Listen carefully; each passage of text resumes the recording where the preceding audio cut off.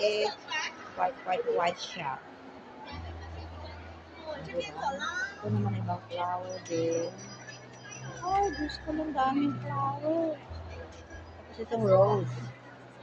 Ayan, rose. White siya. White. Ano ang tawag dito sa bulaklak na ito? Yeah, this is the magic word.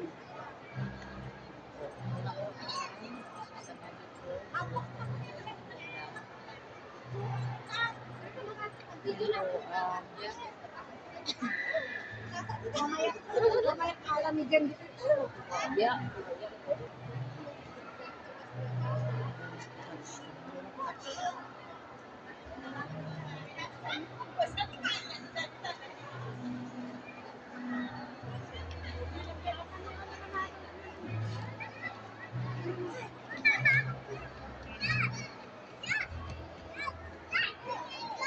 Pag ganito ka, magkakape ka ng umaga, tapos ang dahil bulaklak sa paligid mo, ay, ang sarap ng buhay, guys. Diba?